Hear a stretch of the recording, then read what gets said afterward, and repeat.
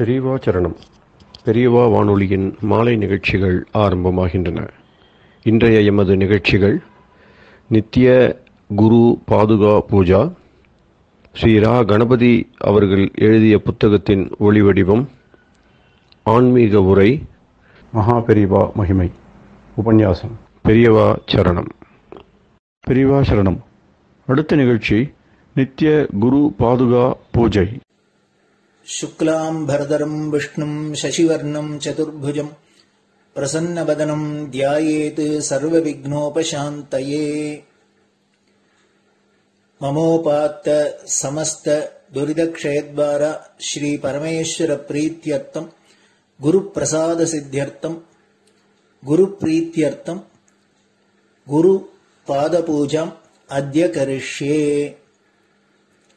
गुरुर्ब्रह्मा गुरुर्विष्णुर्गुरुर्देवो महेश्वरः गुरुः साक्षात् परब्रह्म तस्मै श्रीगुरवे नमः। अपारकरुणा सिन्धुं ज्ञानदं शान्तरूपिणं श्रीचन्द्रशेखरगुरुं प्रणमामि मुदान्वहम्। सदाशिवसमारम्भां शङ्कराचार्यमध्यमाम् अस्मदाचार्यपर्यन्तां वन्दे गुरुपरम्पराम्. எல்லோரும் குருவ பெரிவாள தியானம் பண்ணிண்டு அர்ச்சனை பண்ணுவோம்.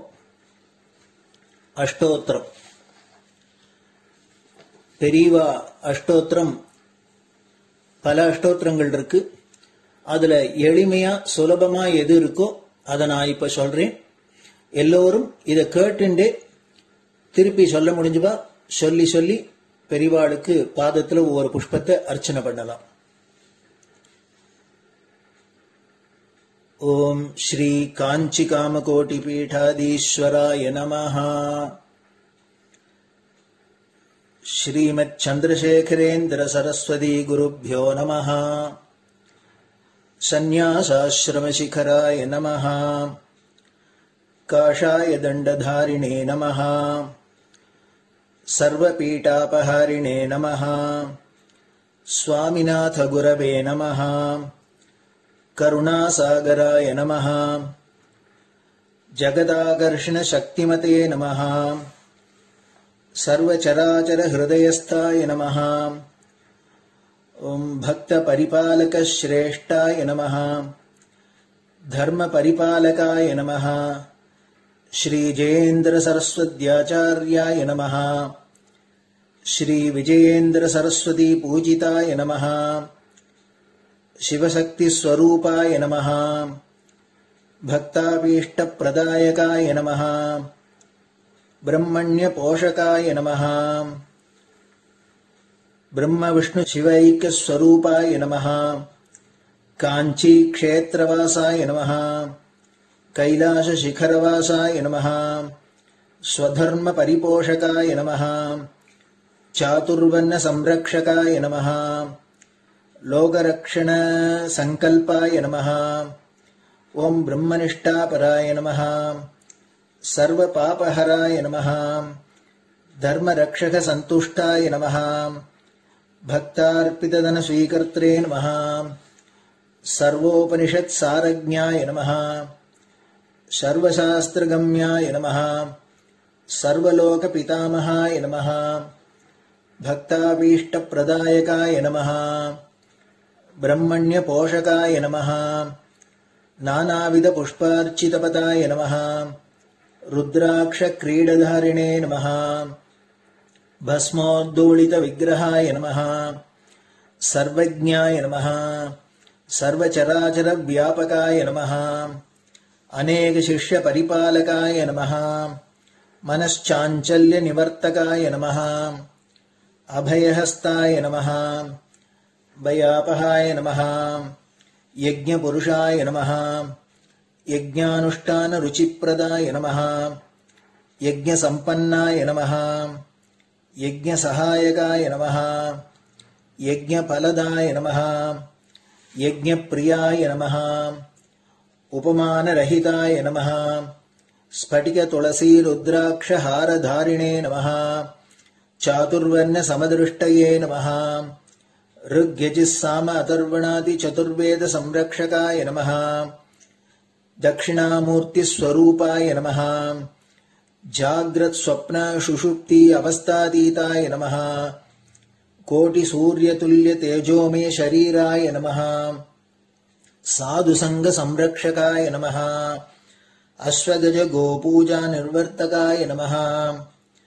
குருபாதுக பூஜா துரந்தராய நமஹ. கனகாபிஷிக்தாய நமஹ. ஸ்வர்ண பில்வதள பூஜிதாய நமஹ. சர்வஜீவ மோக்ஷதாய நமஹ. மூக வாக்தான நிபுணாய நமஹ. நேத்ர தீக்ஷாதானாய நமஹ. द्वादशलिंग स्थापकाय नमः. गान रसप्रियाय नमः. ब्रह्मज्ञानोपदेशकाय नमः. सकलकलासिद्धिताय नमः. चातुर्वण्यपूजिताय नमः. अनेकभाषा संभाषण कोविताय नमः. अष्टसिद्धिप्रदायकाय नमः. ओम श्री शारदामठ सुस्थिताय नमः. नित्यान्नदान सुप्रीताय नमः. प्रार्थना मात्र सुलभाय नमः. पादयात्रा प्रियाय नमः. नानाविध मतपंडिताय नमः. श्रुति स्मृति पुराणज्ञाय नमः. देव यक्ष किन्नर किंपुरुष पूज्याय नमः. श्रवणानंदकर कीर्तये नमः. दर्शनानंदाय नमः. अद्वैतानंद भरिताय नमः. अव्याच करुणामूर्तये नमः. शैव वैष्णवादि मान्याय नमः. श्री शंकराचार्याय नमः. दंड कमंडलूहस्ताय नमः. वीणा मृदंग सकलवाद्य नाथस्वरूपाय नमः. रामकथा रसिकाय नमः. वेद वेदांग आगमादि सकलकला सतस्प्रवर्तकाय नमः. हृदय गुहाशयाय नमः. शतरुद्रीय वर्णितस्वरूपाय नमः. केदारेश्वरनाथाय नमः. अविद्यानाशकाय नमः. निष्काम कर्मोपदेशकाय नमः. लघुभक्ति मार्गोपदेशकाय नमः. लिंगस्वरूपाय नमः. सालग्राम सूक्ष्मस्वरूपाय नमः. कालड्यां शंकर कीर्तिस्तंभ निर्माणकर्त्रे नमः. जितेन्द्रियाय नमः. शरणागत वत्सलाय नमः. श्रीशैल शिखरवासाय नमः. डमरुकनाद विनोदाय नमः. वृषभारूढ़ाय नमः. दुर्मद नाशकाय नमः. आभिचारिक दोषहर्त्रे नमः. मिताहाराय नमः. मृत्युविमोचक शक्त्याय नमः. श्री चक्रार्चन तत्पराय नमः. दासानुग्रह कारकाय नमः. अनुराधा नक्षत्र जाताय नमः. सर्वलोक ख्यातशीलाय नमः. वेंकटेश्वर चरण पद्म षट्पदाय नमः. श्री महात्रिपुर सुंदरी समेत श्री चंद्रमौलीश्वर पूजा प्रियाय नमः. श्रीमच्चंद्रशेखरेन्द्र सरस्वती सद्गुरु परब्रह्मणे नमः. गुरुभ्यो नमः. परमगुरुभ्यो नमः. परमेष्टिगुरुभ्यो नमः. परात्परगुरुभ्यो नमः. गुरुपरम्पराभ्यां नमः. गुरुपादुकाभ्यां नमो नमः. அடுத்தது ஊதுபத்தி இருந்தா அதை காமிச்சு தூபம், நெய் தீபம் இருந்தா காமிச்சு அதை நெய் தீபம் தீபம் காமிச்சுட்டு நைவேத்தியம் நைவேத்தியம் வெத்தலைப்பாக்கு பழம் இதுலேருந்து ஆரம்பிச்சு அவளுக்கு எது சௌரியமோ அதுபடி நைவேத்தியம் பண்ணலாம்.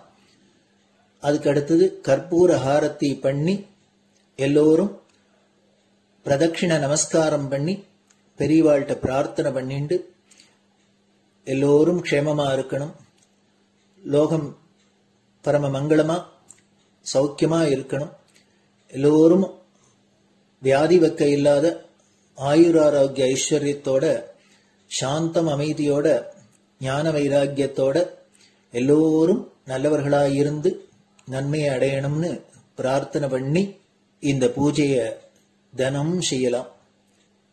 குரு பிரம்மா குரு விஷ்ணுர் குரு தேவோ மகேஸ்வரः गुरुः साक्षात् परब्रह्म तस्मै श्रीगुरवे नमः।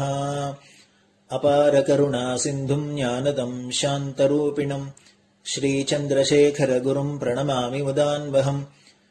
सदाशिवसमारम्भाम् शङ्कराचार्यमध्यमाम् अस्मदाचार्यपर्यन्ताम् वन्दे गुरुपरम्पराम्.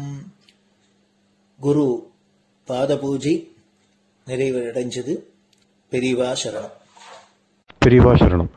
பெரியவா வானொலியில் நேயர்கள் அடுத்து கேட்க இருப்பது ஸ்ரீ ரா கணபதி அவர்கள் எழுதிய புத்தகத்தின் ஒளி வடிவம்.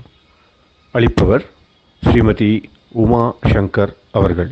தேனினும் இனிய சொல்லான் தீச்சுடர் மேனி கொண்டான் ஊனுயிர்க்குயிரதான ஒன்றினைக் கலந்து நின்றான் ஏனினிக் கவலை நெஞ்சே இன்றுனக் அருள் செய்தான் இஞ்ஞானவான் காமகோட்டி நாதனை நம்புவோமே. ஜெய ஜெய சங்கர, ஹரஹர சங்கர. மகாபெரியவாளின் உபன்யாசங்களை ரா கணபதி அண்ணா தெய்வத்தின் குரல் என்ற பெயரில் 7 பாகங்களாக தொகுத்து அளித்ததின் 7ஆம் பாகத்தின் அடுத்த பகுதி விநாயகரும் தமிழும். சம்ஸ்கிருதம் தமிழ் வேரோடையே சேர்ந்தது. ஆதி நூலான தொல்காப்பியத்திலிருந்தே வட சொல் என்று புலவர்கள் சொல்கிற சம்ஸ்கிருத வார்த்தைகளை கலந்து கொள்வதற்கு தமிழ் பெரியோர்கள் தயங்கவே இல்லை. தொல்காப்பியம் என்பதில் காப்பியம் என்பதே காவ்யம், காவியம் என்கிற சம்ஸ்கிருத வார்த்தையிலிருந்து வந்ததுதான். காவ்யர் என்று வேதரிஷி ஒருத்தருக்கும் பேர் இருந்திருக்கிறது. கவி, கவிதை என்கிறதெல்லாமும் சம்ஸ்கிருத மூலத்திலிருந்து வந்ததுதான். இலக்கணம், இலக்கியம் என்ற இரண்டுமே கூட லட்சணம், இலட்சணம், லட்சியம், இலட்சியம் என்ற சம்ஸ்கிருத மூலத்திலிருந்தே வந்தவைதான். சிலப்பதிகாரத்தில் அதிகாரம் என்பது சம்ஸ்கிருதம்தான். படலம், சருக்கம், சர்க்கம் என்கிற மாதிரி உள்ள செக்ஷன் பெயர்கள் எல்லாம் சம்ஸ்கிருதம்தான். மூலம், உரை என்பதில் மூலம் என்பது சம்ஸ்கிருதம்தான். இப்படி கணக்கு வழக்கில்லாமல் சொல்லிக்கொண்டே போகலாம். ஆத்ம சம்பந்தமாக எடுத்துக்கொண்டாலோ கேட்கவே வேண்டாம். யோகம், ஜபம், தபஸ், தவம் என்கிற தபஸிலிருந்து வந்ததுதான். மந்திரம், தந்திரம், யந்திரம், ஆகமம், புராணம் போன்ற எத்தனையோ சம்ஸ்கிருத வார்த்தைகளுக்கு தமிழில் வார்த்தையே இல்லை.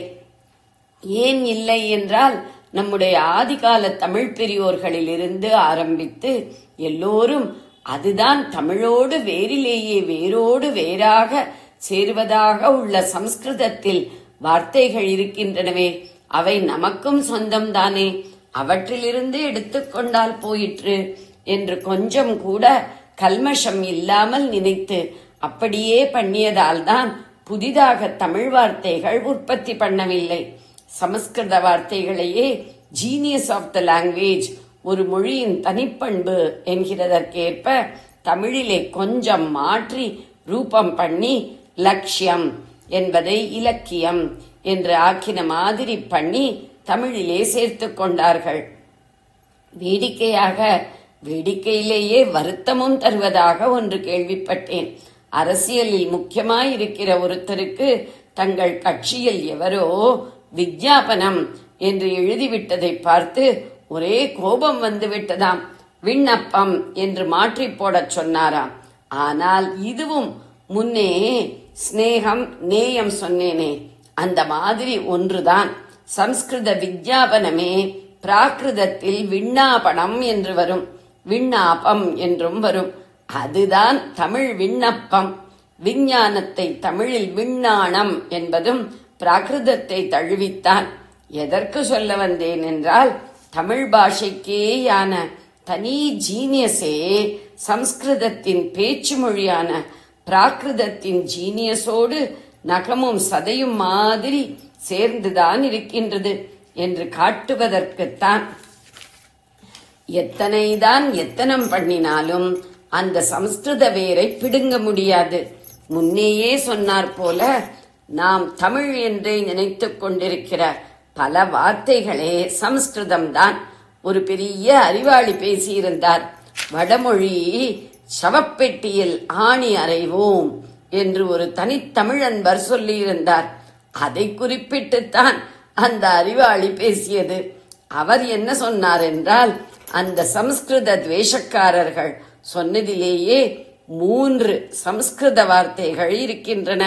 ஒன்று சவம், இரண்டாவதாக பெட்டி என்பதும் பேடம் பேடகம் என்பதன் தமிழ்தான். மூன்றாவதாக ஆணி, வேதத்திலேயே உள்ள வார்த்தை ஆணி. சவத்துக்கும் பெட்டிக்கும் வேறே மூலமான தமிழ் வார்த்தைகளும் உண்டு.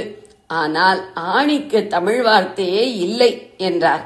ஆணி மாதிரி சகல ஜனங்களும் சொல்வதாக உள்ள ஏகப்பட்ட வார்த்தைகள் சமஸ்கிருதமாக இருக்கின்றன.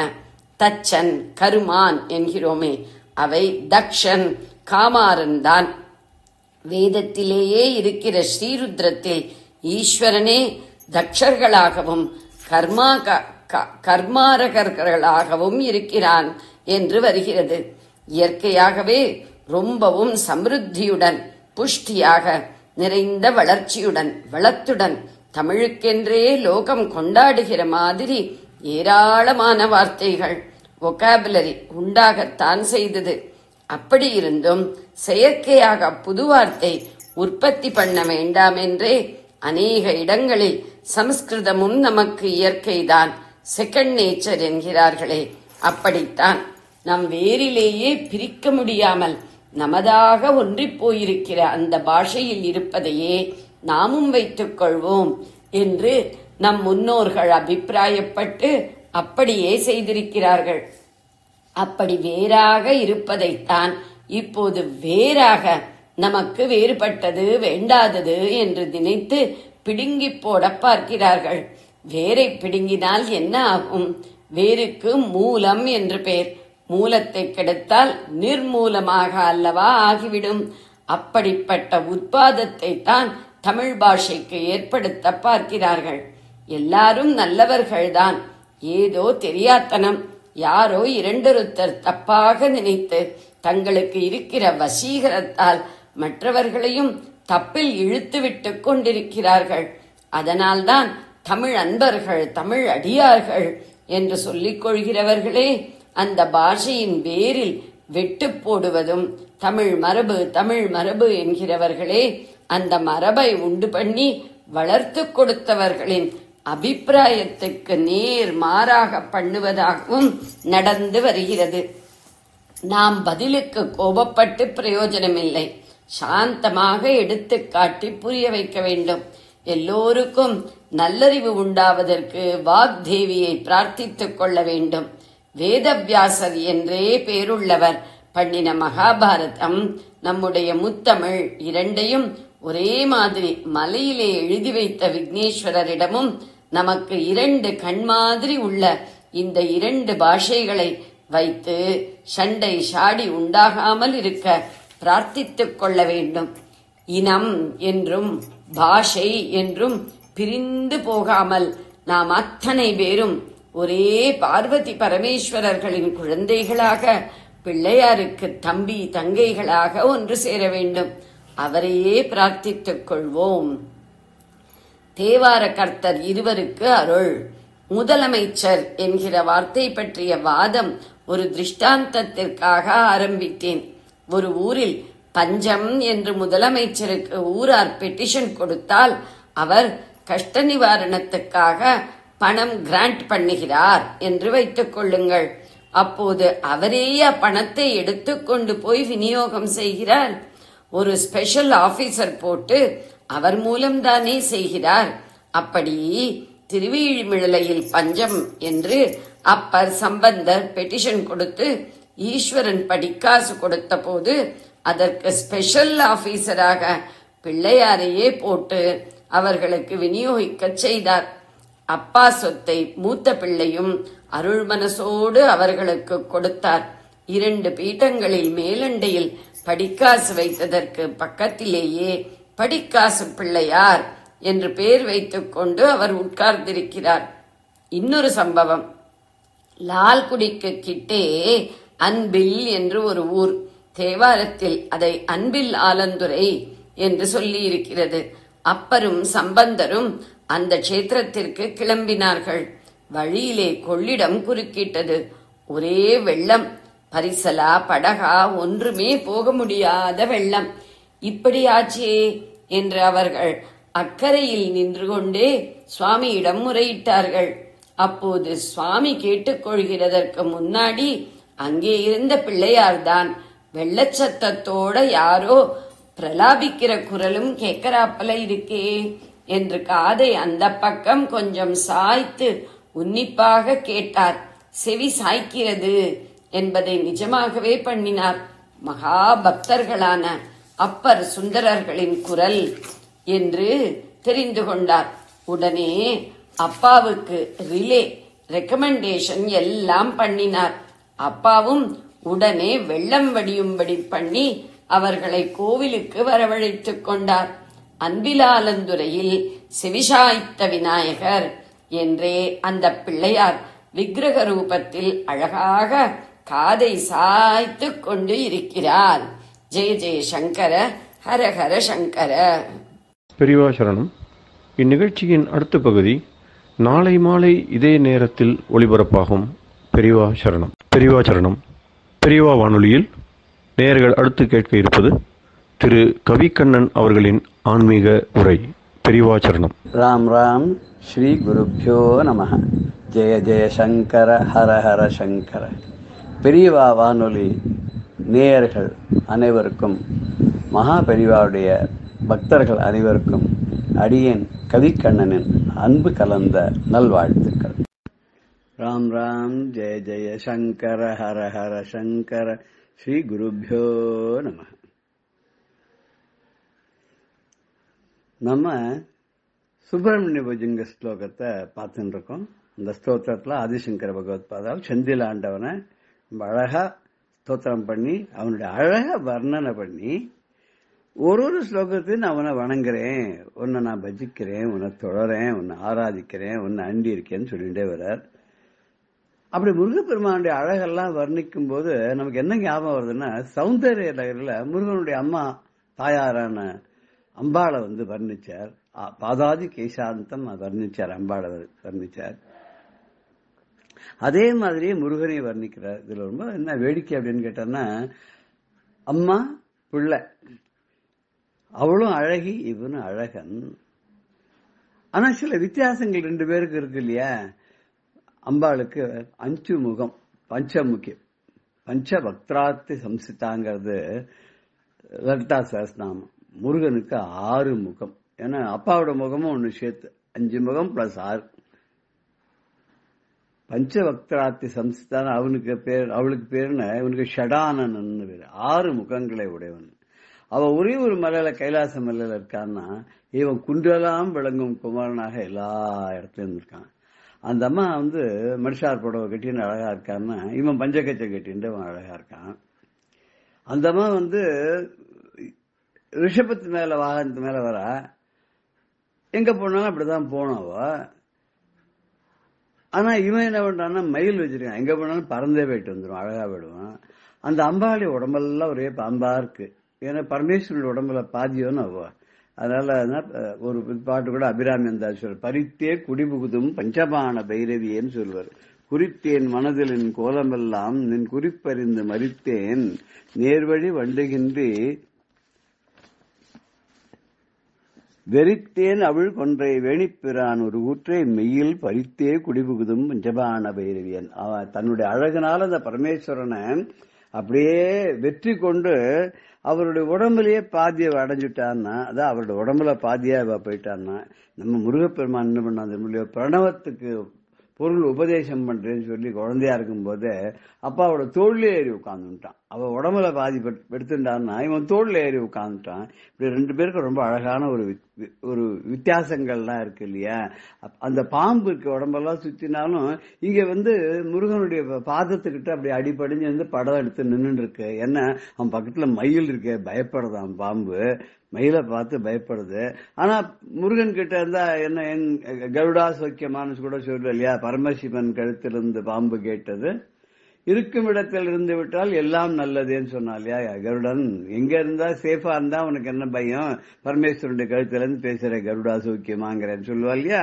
அது மாதிரி இப்ப இந்த 10வது ஸ்லோகத்துல எல்லாருமே வர்ணனை பண்ணும்போது ரொம்ப அழகா ஒரு அங்கமா சொல்லிட்டு வருவா. இவர் முருகப்பெருமானுடைய இடைய பத்தி பேசுறார். அதாவது இடைங்கிறது என்ன அப்படின்னா மார்புக்கு கீழே இருக்கிறார். சாதாரண அந்த அம்பாளை அபிராமிந்தாதில சொல்லுவார், மெல்லிய நுண்ணிடை மின் அணையாளை விரிசடையோன் புல்லிய மென்மலை பொன் அணையாளை அப்படின்றார்.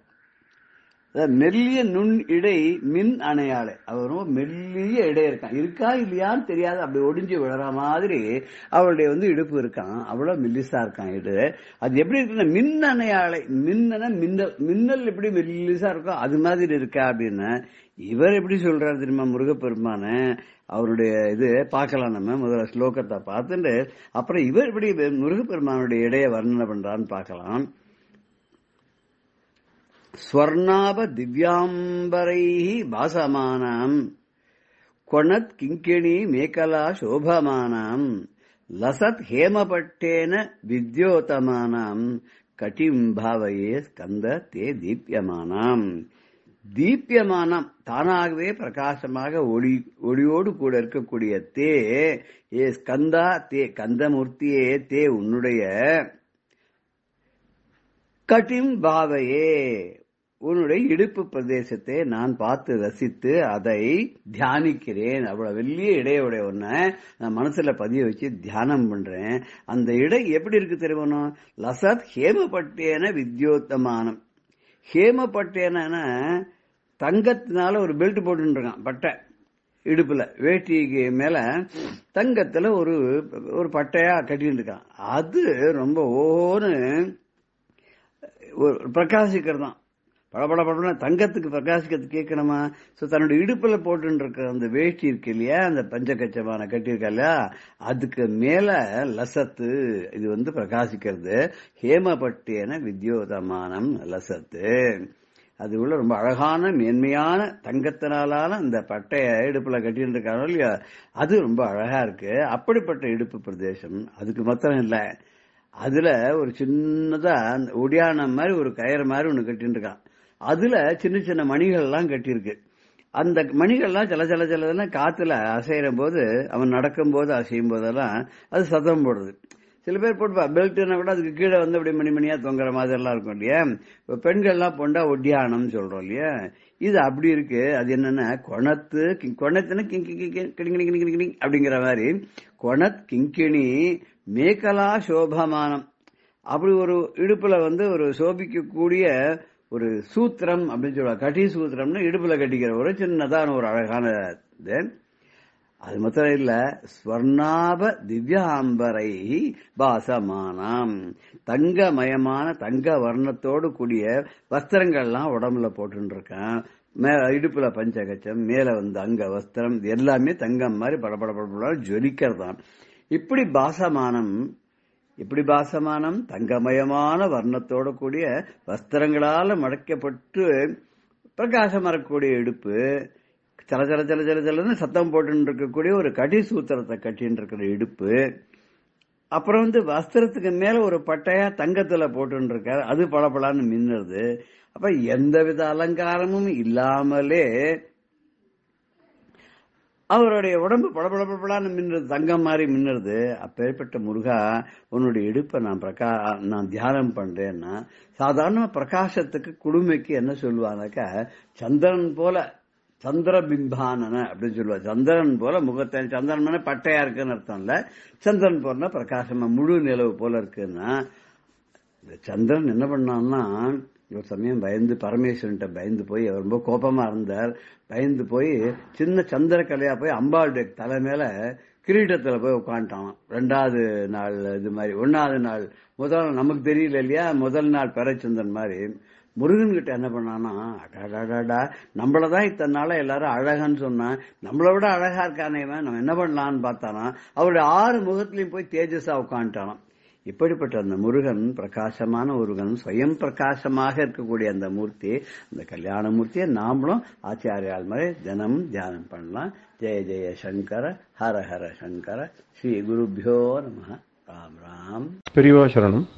இந்நிகழ்ச்சியின் அடுத்த பகுதி நாளை மாலை இதே நேரத்தில் ஒளிபரப்பாகும். பெரியவா சரணம். பெரியவா சரணம். அடுத்த நிகழ்ச்சி மகா பெரியவா மகிமை உபன்யாசம். வழங்குபவர் பிரம்மஸ்ரீ கணேச சர்மா அவர்கள். அபார கருணா சிந்தும் ஞானதம் சாந்தரூபிணம் ஸ்ரீ சந்திரசேகர குரும் பிரணமாமி முதான்வகம்.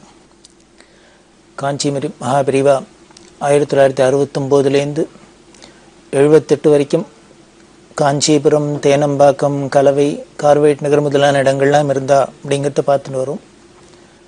இந்த 9 வருஷ காலத்தில்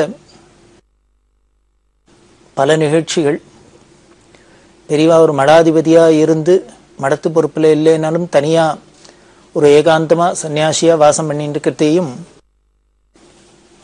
அவள் பீடாதிபதியாக இருக்கிறதே எப்படி ஜனங்கள்லாம் என்னென்னலாம் பண்ணிட்டாலோ, எப்படி அனுகிரகம் வேண்டாலோ அதே மாதிரி இங்கே எப்பவும் வந்தா. இன்னும் பல பேர் தரிசனம் பண்ணி பல சுவையான நிகழ்ச்சிகள். பெரியவா தேனம்பாக்கத்தில் இருக்கா. மத்தியானம் 2 மணி 2:30 மணி இருக்கும்.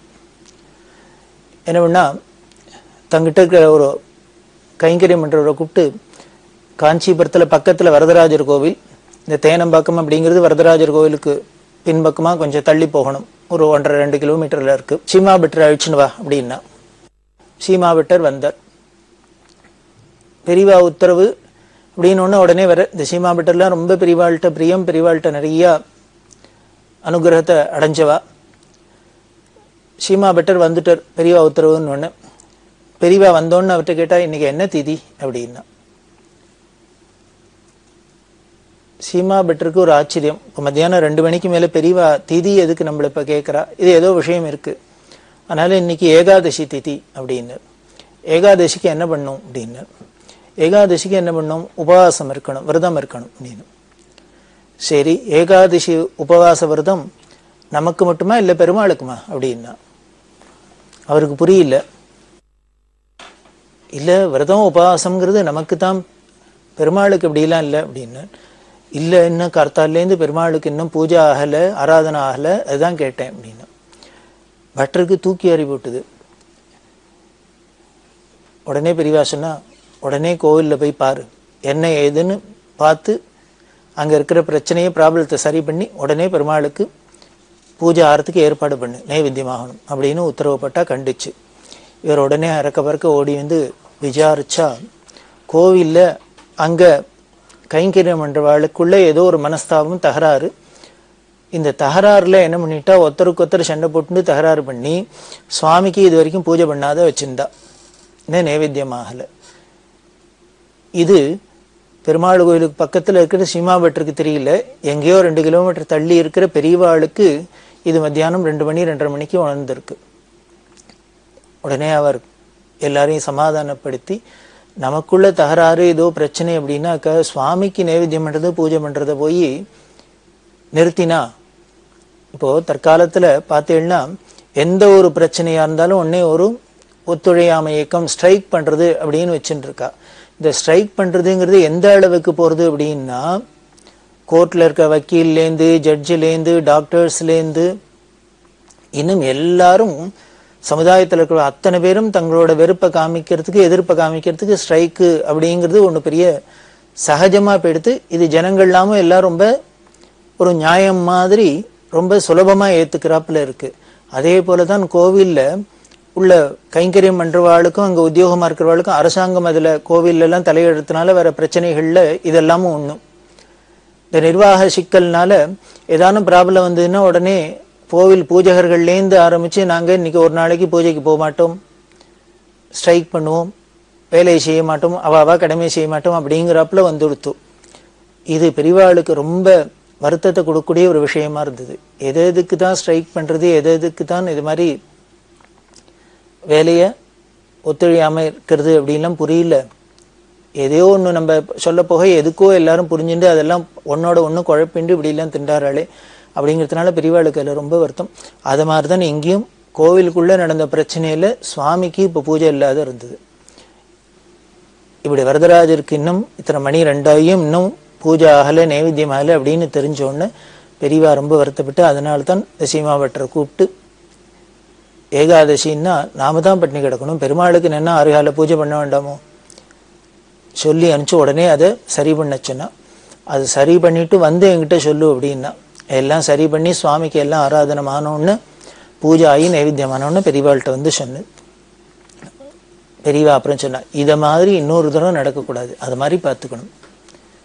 கோவிலில் போய் சுவாமிக்கு பூஜையில் அதில் போய் நம்ம போய் நம்மளோட ராகத்வேஷங்களை விருப்ப காமிக்கப்படாது, நம்ம கடமையை செய்யணும் அப்படின்னு சொல்லி அவளுக்கு உபதேசம் பண்ணி அனுப்பிச்சா. இது பட்டருக்கு ரொம்ப சந்தோஷமா இருந்தது. இந்த பட்டர் ரொம்ப பெரியவாளை அசாத்தியமா பக்தி பண்ணி உபாசிச்சிருக்கார். ஒரு சமயம் அந்த வரதராஜர் கோவிலில் உற்சவ விக்கிரத்துல இந்த சங்கு வச்சுருக்கிற கை இருக்கும், வலது கை. அந்த வலது கையில அந்த ரொம்ப பழமையான விக்கிரகமா இருந்ததுனால அது நித்தியம் அப்பப்போ அபிஷேகம் பண்ணி அது பண்ணி எல்லாம் பண்ணி தேஞ்சு போயிருக்கலாம். அது ரொம்ப பேபார்ஸா இருக்கிறாப்புல இருந்து எந்த சமயம் அது ஏதானும் ஆயிடுமோ பின்னம் ஆயிடுமோ அப்படிங்கிறாப்புல. அதை உடனே இந்த கோவில் நிர்வாக அதிகாரி சீனிவாசன் அப்படிங்கிறவும் இந்த சீமா பட்டரும் வந்து என்ன பண்றதுன்னு தெரியாத திகைச்சு போய் இதனால ஏதானும் தோஷம் வந்துடாத இருக்கணுமே அப்படின்லாம் பயந்துன்னு பெரியவாள்கிட்ட வந்து சொல்ல, பெரியவா உடனேயே சுவாமி மலையிலேருந்து ஒரு பெரிய ஸ்தபதி கைதேந்த ஸ்தபதியை வர சொல்லி இம்மீடியட்டா வர சொல்லி உடனேயே இங்கேயே வச்சு இம்மீடியட்டா பண்ணணும் அப்படின்னு சொல்லி அதை சரி பண்ணி கொடுத்த சொல்லி உடனேயே அப்புறம் சுவாமிக்கு தொடர்ந்து பூஜை நடக்க முடியுமா பண்ணினா. இப்படி இந்த சீமா பட்டர் வந்து பல சந்தர்ப்பங்கள்ல பெரியவாள்கிட்ட பல இக்கட்டெல்லாம் சொல்லி அங்கே எல்லாம் பண்ணியிருந்திருக்கு. அப்படி இருக்கிறதுனால இங்க பெருமாளுக்கு நைவேத்தியம் இல்லாத இருக்கு அப்படிங்கிறத எங்கேயோ பெரியவா தேனம்பாக்கத்தில் இருக்கிற பெரியவா தன்னோட திவ்ய திருஷ்டினால உணர்ந்து உடனே அதுக்குண்டான தக்க அதிகாரியான பட்டரை வர சொல்லி சீமா பட்டரை வர சொல்லி அதை சரி பண்ணி வச்சா அப்படிங்கிறது நமக்கு ஆச்சரியமான ஒரு விஷயம்.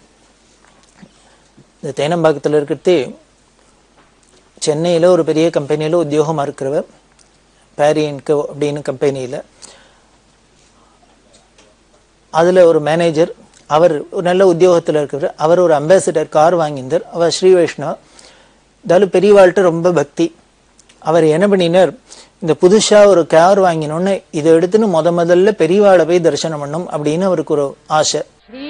தன்னோட அந்த ஆபீஸ்லயே உத்தியோகம் இருக்கிற சில நண்பர்கள்ட்டெல்லாம் சொல்லியிருந்தா நம்ம போயிட்டு வரலாம் அப்படின்னு ஒரு 5 பேரா கிளம்பி போறதா இருந்தது. ஆனால் கடைசி சமயத்துல அந்த கார் வாங்கின அந்த முதலாளியான அந்த வைஷ்ணவரால வர முடியல.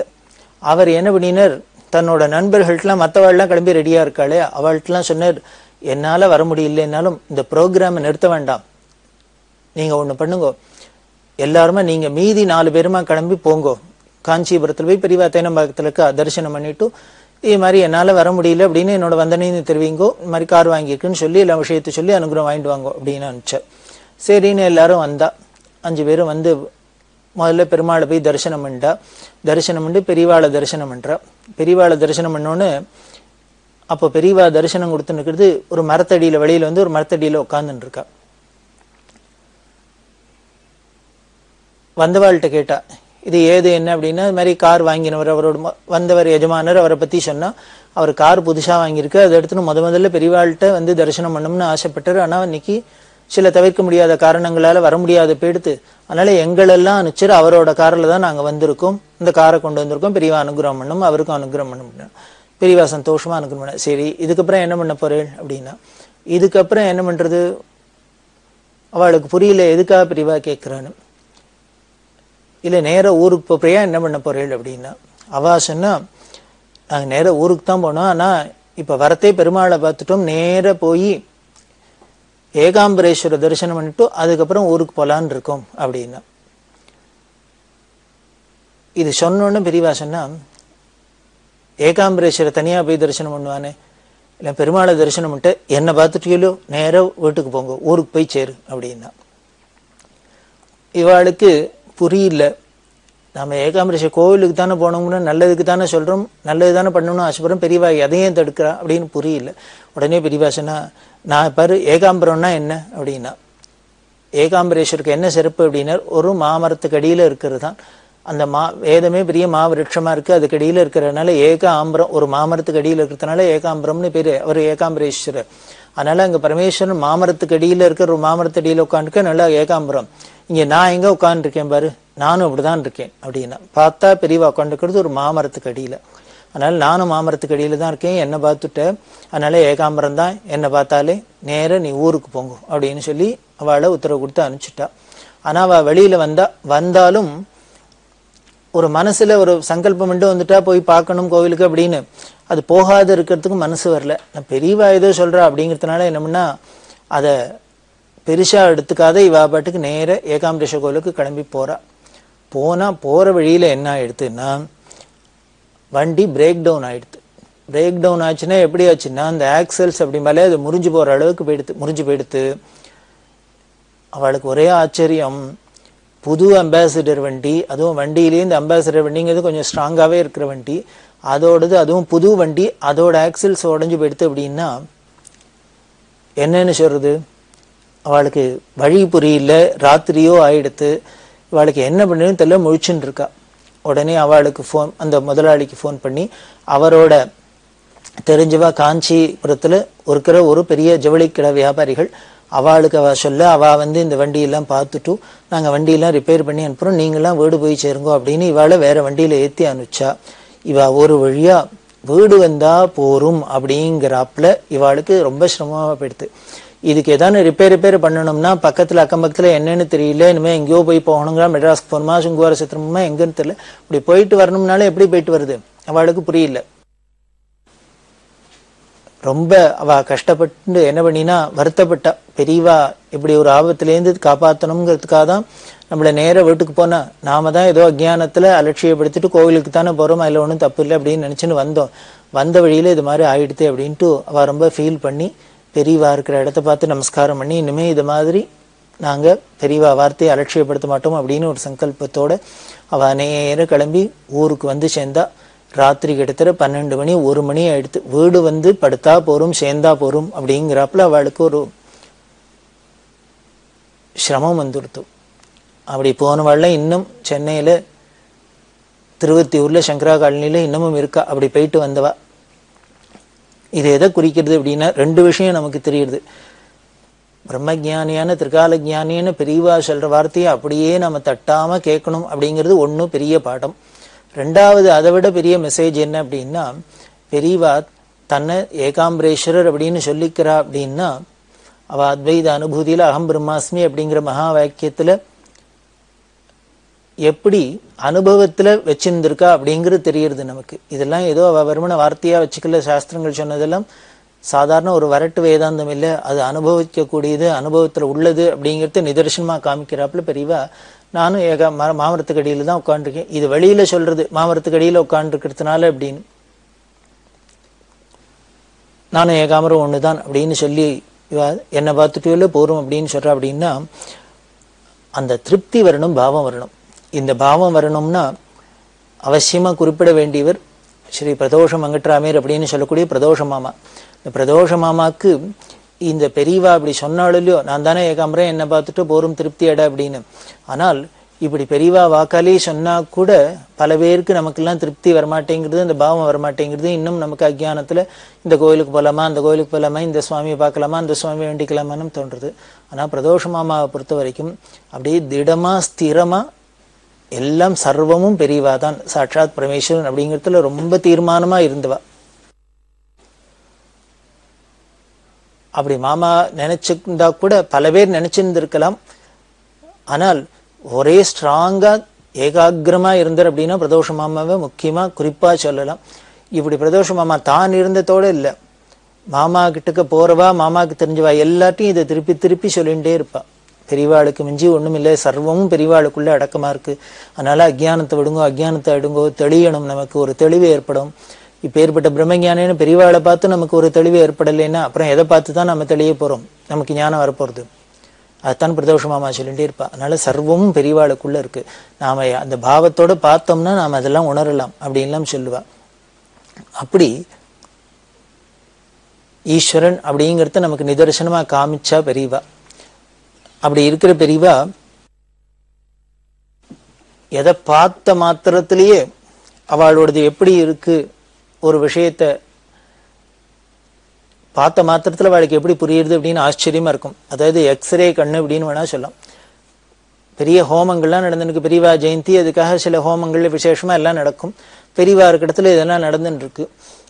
அந்த பண்றவாள்லாம் இந்த விழாவை கொண்டாடுறவாள்லாம் பெரியவா வரணும், இந்த ஹோமத்துல கலந்துக்கணும், தரிசனத்துக்கு வரணும் அப்படிலாம் ஆசைப்பட்டா. பெரியவாளும் பூர்ணாவதி சமயத்துக்கு வந்தா. பூர்ணாவதிக்கு எல்லாம் ரெடியா இருக்கு. பெரியவா அப்படியே வந்து சுத்தி பார்த்துட்டு என்ன பண்ணா, உள்ள போயிட்டா. உள்ள போயிட்டு இப்போ பூர்ணாவதி வேண்டாம் அப்படின்ட்டு உள்ளுக்குள்ள போயிட்டா.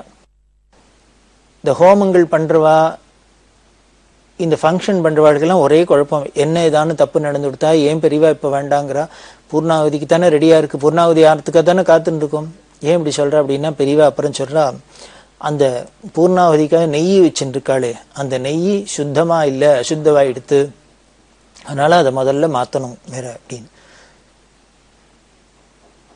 ஒருத்தருக்கும் புரியல. உடனே அப்புறம் போய் நைட்டின் எடுத்து பார்த்தா அது பச்சையா அந்த கழும்பெல்லாம் பாசியெல்லாம் பிடிச்சிருக்கு. அதுக்கு மேல அதுல சில பூச்சிகள்லாம் விழுந்திருக்கு இந்த நைட்டின்ல. இதை பார்த்துட்டு பெரியவா அது நைட்டின்னுங்கிறத எங்கேயோ ஓரமா வச்சிருக்கு. அந்த யாகசாலைக்குள்ள இப்படி வந்த பெரியவா இப்படி ஒரு சுத்தின்னு வந்த மாத்திரத்திலேயே உள்ளுக்குள்ள போயிட்டா. இதுலேருந்தே தெரிகிறது, நமக்கு திறந்து பார்த்தா கூட தெரியாது, பெரியவாளுக்கு திறந்து பார்க்காதே தெரிகிறது அதுக்குள்ள இந்த நெய் சுத்தமா இல்லை, அசுத்தமா இருக்கு, ஹோமத்துக்கு திரவியம் அருகதையா இல்லை, அதனால வேற நெய்யை வச்சு பண்ணணும் அப்படின்னு சொல்றா. அப்படின்னா இது ஒரு ஆச்சரியமான விஷயம். அதே மாதிரி பெரியவா இருக்கிற இடத்துல வெட்ட வழியாக தான் இருக்கும் அப்படின்னு சொன்னோம். பாட்டுக்கு மேனால உட்காந்துன்னு இருப்பா. நிறைய பழங்கள் எல்லாம் வருது இல்லையா, எல்லா சாமான்லாம் வச்சிருக்கு. பக்கத்துல இந்த மரங்கள்லேருந்து எங்கேருந்தோ வந்தது திடீர்னு ஒரு குரங்கு கூட்டம், பட்டாளம் வந்தா இங்க பழங்களை வச்சிருக்கு, வந்து உருவுறது, பழங்களை எடுக்கிறது, இது பண்றது.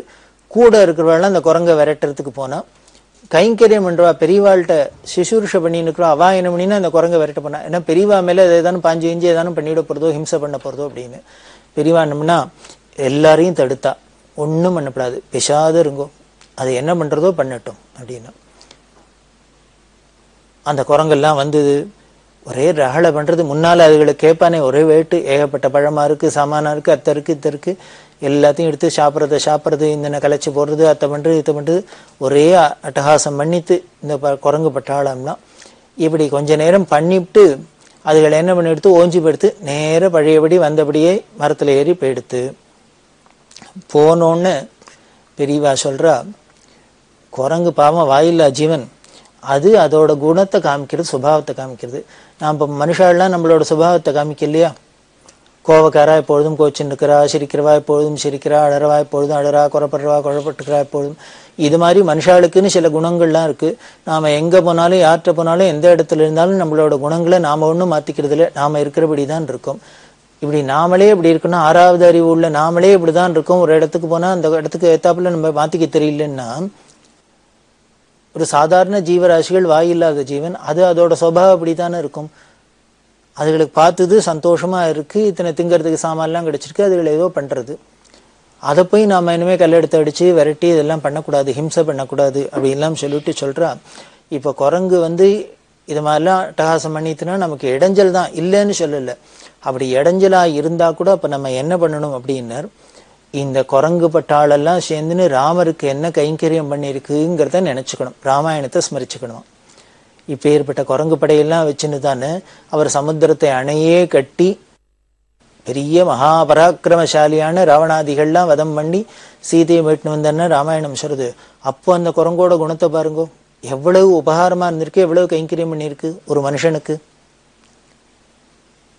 அவர் வெறும் மனுஷன் மட்டும் இல்லை, ஈஸ்வரன் வேற.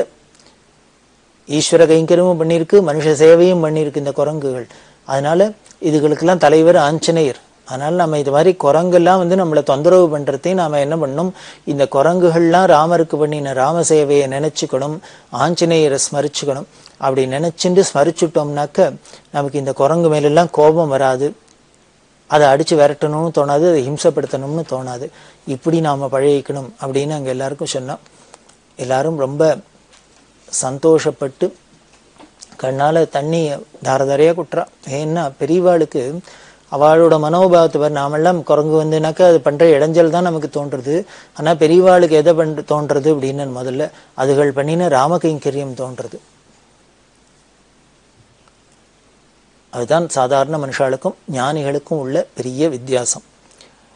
இந்த தேனம்பாக்கத்துல இருந்தே அவ இருந்த ஒரு சின்ன உள்ள இருந்தா, அந்த உள்ள வேற யாரும் உள்ள போக முடியாது, கைங்கரியம் கூட உள்ள போக முடியாது. இவாளவே தானே அந்த இடத்த சுத்தம் பண்ணிக்கிறது, அங்க தானே குளிச்சுக்கிறது எல்லாம் பண்ணுவா. வெளியிலேருந்து எடுத்து கொடுக்கணும். அப்படி எல்லாம் பண்றது. அங்க என்ன பண்ணா, தன்னோட உள்ள ஒரு மர பாத்திரத்துல தீர்த்தத்தை பிடிச்சு பிடிச்சு வைப்பா. எதுக்கு என்னன்னு தெரியல. பார்த்தாக்க அங்க எலி இருக்கும், இன்னும் பூனை வரும், அது வரும், இது வரும், இதெல்லாமோ ஜந்துக்கள்லாம் வந்துன்னு இருக்கும். அதெல்லாம் இந்த வெய்ய நாள் வந்துன்னா இந்த வாயிலா ஜீவனர்கள்லாம் ரொம்ப தண்ணிக்கு தவிக்கும் தாகத்துல.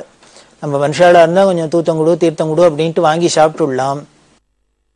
இந்த வாயில்லா ஜீவன்கள் என்ன பண்ணும், ரொம்ப தாகத்துல இங்கேயும் அங்கேயும் அலையும் தவிக்கும். அதனால இந்த வாயில்லா ஜீவன்களுக்கு வேணும் அப்படிங்கிறதுனால அங்க குரங்கு வரலாம், இன்னும் ஏதோ வரலாம், எந்த ஜீவராசிகள் வேணா வரலாம் தீர்த்தம் சாப்பிட்றதுக்கு. அதுக்காக இப்படி தண்ணியை ருப்பிக்கிறது, இதை மாதிரி எல்லாம் பண்ணுவா. ஒரு பூனை வந்து குறுக்கையும் நடுக்கையும் போறது, ஒரே தவிக்கிறது. கூட இருந்தவாள்லாம் என்னன்னு புரியல, அந்த பூனையை விரட்டுறா. உடனே பெரியவா, நீ பூனையை இவ விரட்டினா அந்தன போறது உடனே திரும்பி வந்துடுறது. அப்படி இருக்கிறதே அவ என்ன பண்ணா, இவளுக்கு புரியல. உடனே பெரியவா சொல்றா, வேற ஒண்ணும் இல்லை, வெயில் அப்படியே தகிக்கிறது, விரட்டுறது, அதுக்கு தண்ணி வேணும் போல இருக்கு. நீ ஒண்ணு பண்ணு, ஒரு மரத்தட்டில் எடுத்து அந்த ஓரமா கொண்டு துளி தண்ணியை ஊத்தி வச்சா அந்த அதுக்கு காமி, அது பாட்டுக்கு சாப்பிட்டுட்டு போயின்னு இருக்கும். அதுக்கு தான் தவிக்கிறது அப்படின்னு. அதே மாதிரியே கைங்கரியம் பண்றவர் ஒரு தட்டுல பின்னால தண்ணியை கொண்டு வச்சா அந்த பூனை தீர்த்தத்தை சாப்பிட்டது போயிடுத்து. இந்த கைங்கரியம் பண்றவாள்லாம் சொல்வா, பெரியவாள்கிட்ட வர மனுஷாளுக்கு தான் என்னென்ன குறை, எதுக்கு எப்படி அனுகிரகம் பண்ணும் அப்படிங்கறது மட்டும் தெரிஞ்சுக்கிறதுக்கால ஞானி இல்லை. ஜீவராசிகள் எதுவாக இருந்தாலும் அந்த சந்நிதிக்கு போனா அதுக்கு என்ன தாபம், அதுகளோட சிரமம் என்ன, அதுக்கு என்ன வேணும் பரிகாரம் அப்படின்னு பார்த்து சொல்லக்கூடியதுல பெரியவா ரொம்ப கெட்டிக்காரு. அப்படிதான் அனுகிரகம் பண்ணி இந்த பூனைக்கு தண்ணியை வெய்யி அப்படிங்கிறா. இது மாதிரி பல விஷயங்கள். அவ இருந்த இடத்துல இந்த தேனம்பாக்கத்துல ஒரு பெரிய பெருச்சாளி பொந்து, அது ஒரே அட்டகாசம் பண்ணிட்டு அதை அடைக்கணும்னு கைங்கரியம் பண்ற ஒரு ஆளை கூப்பிட்டு மேஸ்திரியை கூப்பிட்டு அடைக்கிறதுக்கு ஏற்பாடு பண்ணியிருந்தார். பெரியவா கேட்டா, எதுக்குன்னா இந்த வெளிப்பந்து அடைக்கப்படாது அப்படின்னுட்டா. நல்ல கதையா இருக்கு. அது இருக்கிற இடத்துல வந்து நாம உட்கார்ந்துட்டு இருக்கோம், உட்கார்ந்துட்டு நாம அதுக்கு இடைஞ்சல் பண்ணப்படாது, அது நமக்கு இடைஞ்சல் பண்ணல, நாம தான் அது இருக்கிற இடத்துல வந்து அதுக்கு இடைஞ்சலா இருக்கும், அதனால அடைக்கப்படாது, அதனால அந்த ஆளை அனுப்பிச்சிரும் அப்படின்னுட்டா. சரின்னு அந்த ஆளை அனுப்பிச்சார் கைங்கரியம் பண்ற. உடனே பெரியவா கூப்பிட்டு நியாயம் சொல்றா, நீ ஏதோ வேலை கொடுக்க போற, சம்பளம் கிடைக்க போறதுன்னு அந்த ஆளு வந்தார். இப்ப நம்ம வேண்டான்னு நினைச்சிட்டோம், அதனால அவருக்கு நஷ்டம் இருக்கக்கூடாது, நீ பேசின சம்பளத்தையும் கொடுத்து அவருக்கு அனுப்பிச்சிரும் அப்படின்னு. இதுதான் பெரியவாளோட குணம். அந்த சந்நிதியில எல்லாருக்கும் அனுகிரகம் அப்படிங்கிறது நமக்கு தெரியறது. அப்பேற்பட்ட பெரியவா அனுகிரகத்தை தொடர்ந்து நாம அனுபவிக்கலாம். பெரியவா சரணம். இந்நிகழ்ச்சியின் அடுத்த பகுதி நாளை மாலை இதே நேரத்தில் ஒளிபரப்பாகும். பெரியவா சரணம். பெரியவா சரணம். அடுத்த நிகழ்ச்சி திருவாசக இன்னிசை. வழங்குபவர் ஸ்ரீ சத்குருநாத தேசிகர் அவர்கள். பெரியவா சரணம். திருச்சிற்றம்பலம்.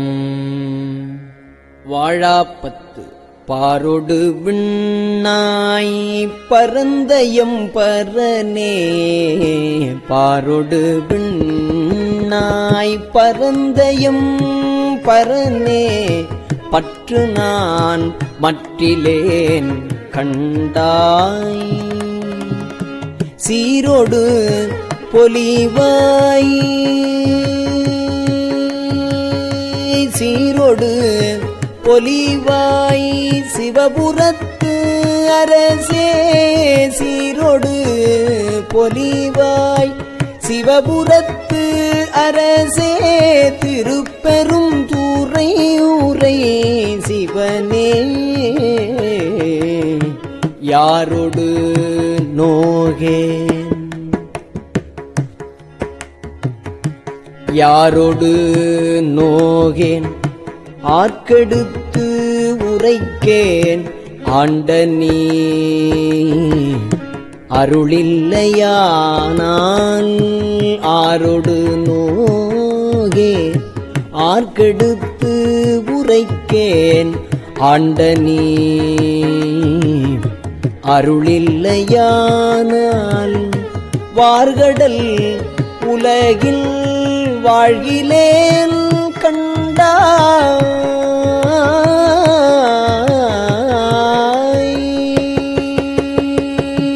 வார்கடல் உலகில் வாழ்கிலேன் கண்டாய், வருக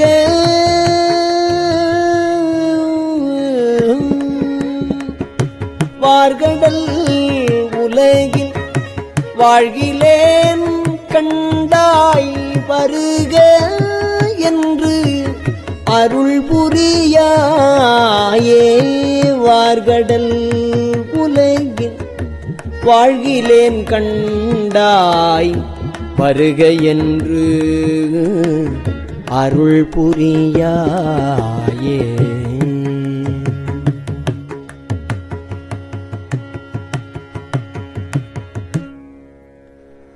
வம்பனேன் தன்னை ஆண்ட மாமணியே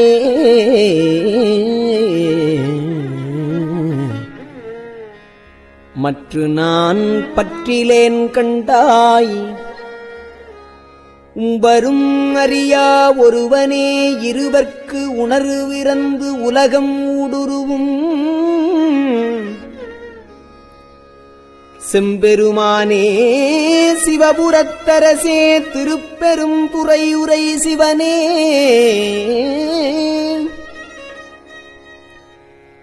எம்பெருமானே என்னை ஆழ்வானே என்னை நீ கூவிக்கொண்டு அருளே.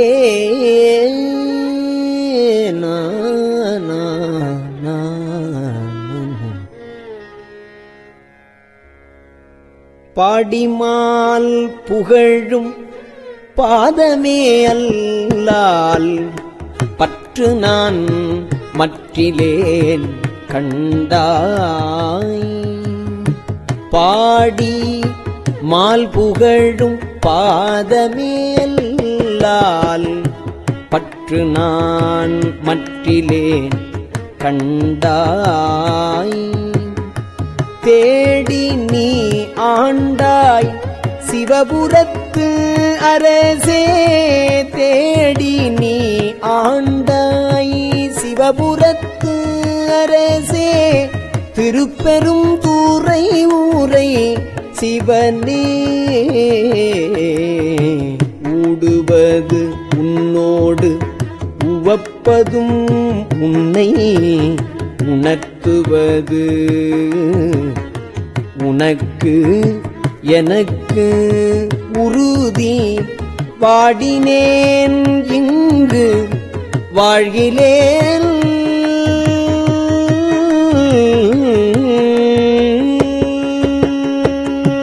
வாடினேன் இங்கு வாழ்கிலேன் கண்டாய் வருக என்று அருள் புரியாயே.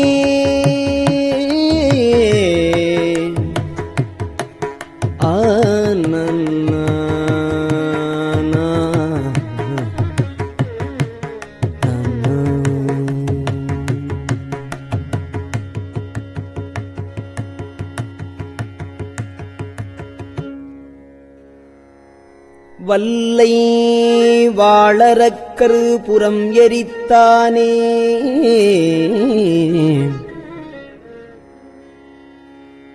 மற்று நான் பற்றிலேன் கண்டாய்.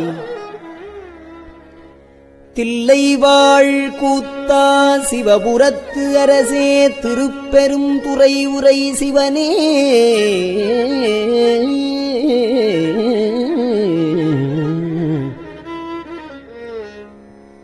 எல்லை மூவுலகும் உருவி அன்று இருவர் காணும் நாள் ஆதி இரு இன்மை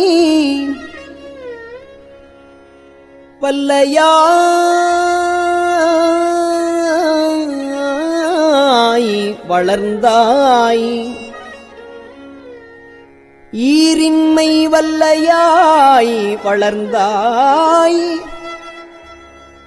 வாழ்கிலேன் கண்டாய் வருக என்று அருள் புரியாயே.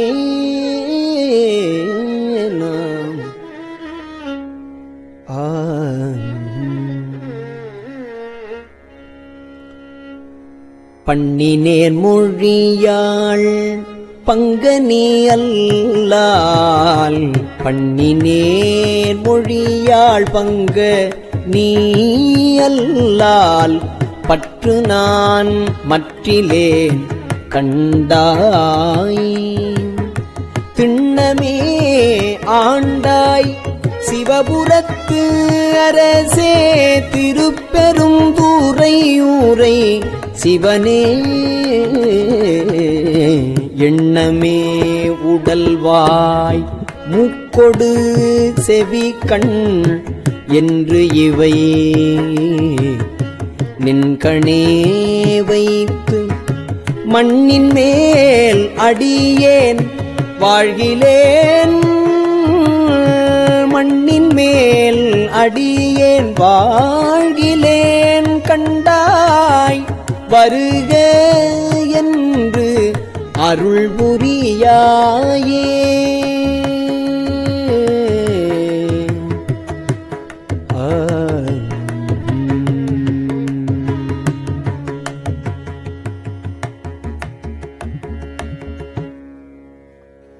பஞ்சின் மெல்லடியாள் பங்க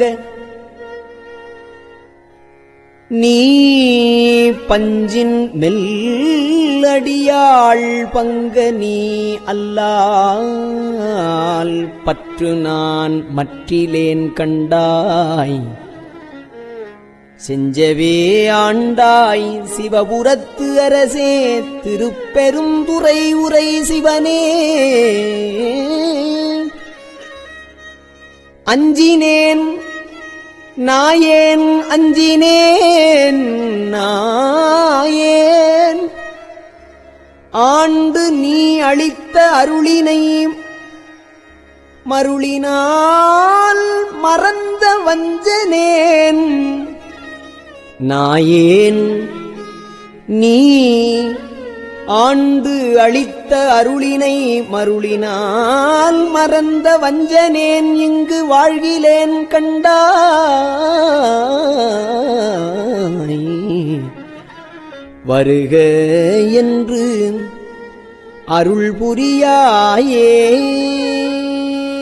பருதிவாழ் ஒளியாய் பாதமே அல்லால் பருதிவாழ் ஒளியாய் பாதமே அல்லால் பற்று நான் மற்றிலேன் கண்டாய் திருவுயர் கோல சிவபுரத்து அரசே திருப்பெரும் தூரை ஊரை சிவனே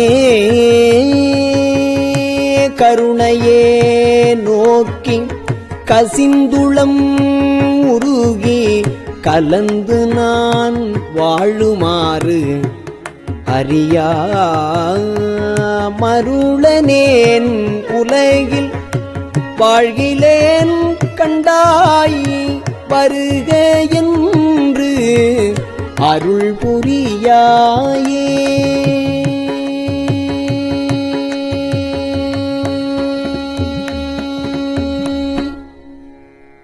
பந்தனை விரலாள் பந்து அணை விரலாள் பங்க நீ அல்லால் பற்று நான் மற்றிலேன் கண்டாய் செந்தழல் போல்வாய் செந்தழல் போல்வாய் சிவபுரத்து அரசே திருப்பெரும் துறை உரை சிவனே அந்தம் இல் அமுதே அரும் பெரும் பொருளே ஆரமுதே அடியேனை வந்து உய்ய ஆண்டாய் வாழ்கிலேன் கண்டாய் வருக என்று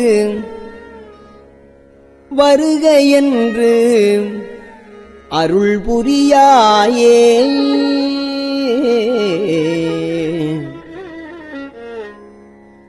பாவநாசா உன் பாதமே அல்லால்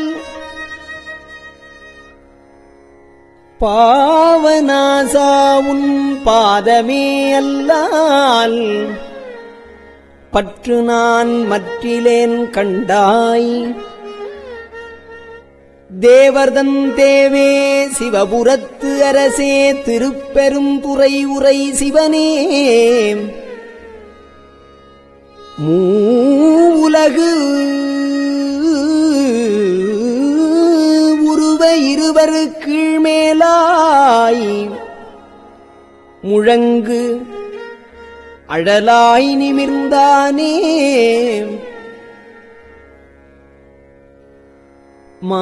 மாவுரியானே வாழ்கிலேன் கண்டாய் வருக என்று அருள் புரியாயே நான்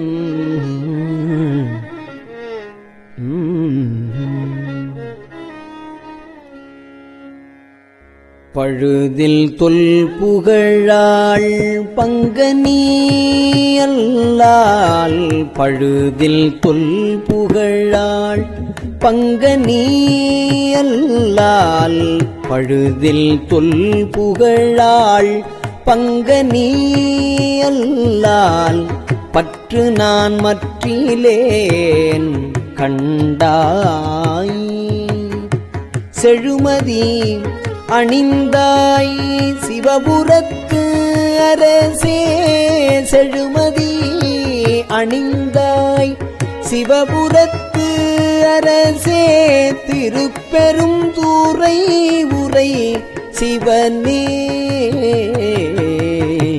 தொழுவனோ பிறரை துதிப்பனோ எனக்கு ஓர் துணை என நினைவனோ சொல்லாய் தொழுவனோ பிறரை துதிப்பனோ எனக்கு ஓர் துணை என நினைவனோ சொல்லாய்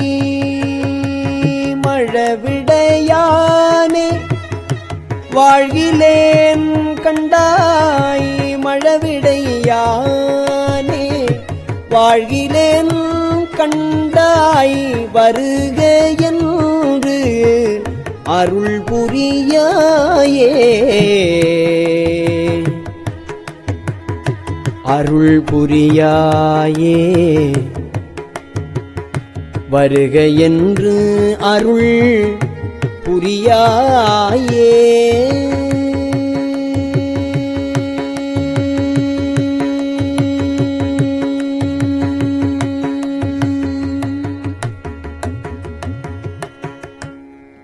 திருச்சிற்றம்பலம். பெரியவா சரணம். இந்நிகழ்ச்சியின் அடுத்த பகுதி நாளை மாலை இதே நேரத்தில் ஒளிபரப்பாகும். பெரியவா சரணம். பெரியவா சரணம். பெரியவா வானொலியின் இன்றைய நிகழ்ச்சிகளின் நிறைவாக திருப்பொன்னூசல் வழங்குபவர் சத்குருநாத தேசிகர் அவர்கள். பெரியவா சரணம். திருச்சிற்றம்பலம். திருப்பொன்னூசல். நஞ்சமர் கண்டத்தன் அண்டத்தவர் நாதன்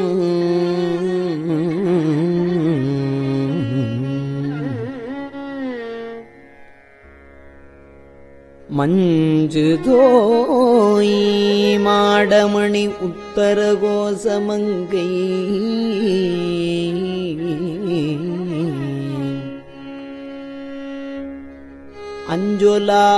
அஞ்சொலாள் தன்னொடும் கூடி அடியவர்கள் நெஞ்சுளே நின்று அமுதம் ஊறி கருணை செய்து துஞ்சல் பிறப்பறுப்பான் தூய புகழ் பாடி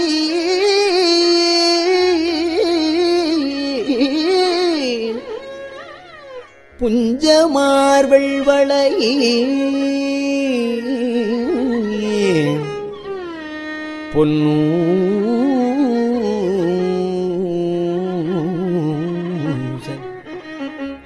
பொன்னூசல் ஆடாமோ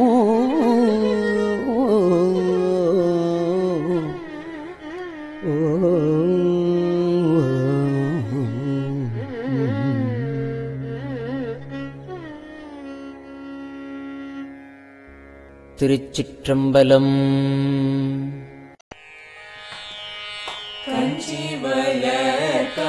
காமாட்சி தன் குழந்தாய் சங்கரரே, கஞ்சி வளர் காமாட்சி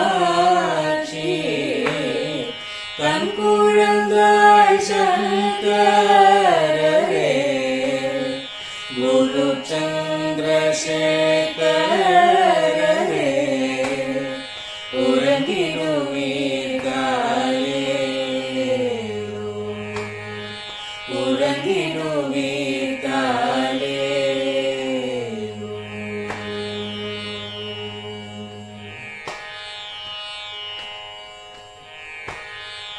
ஆதிகுரு சங்கரராய்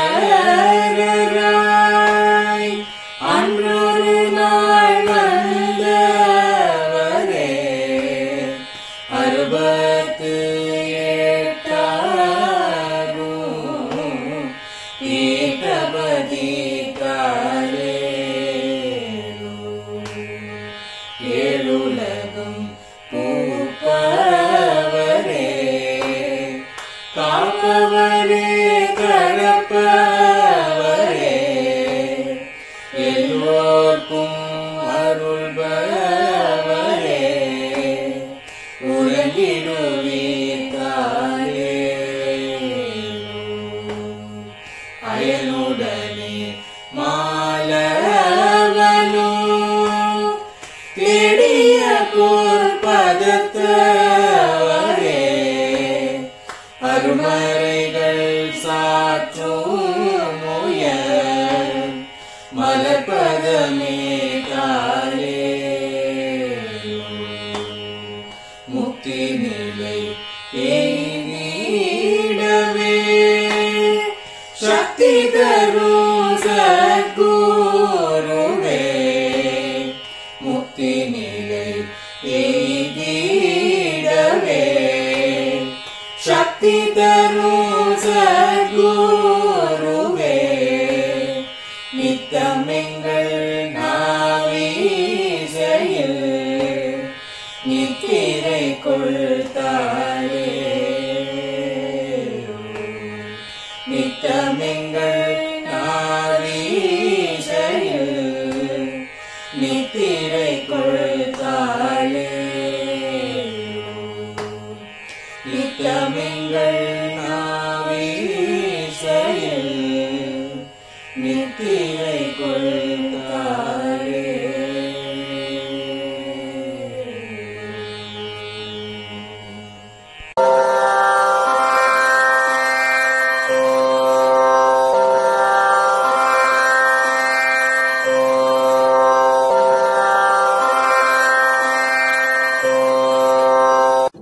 பெரியவா சரணம்.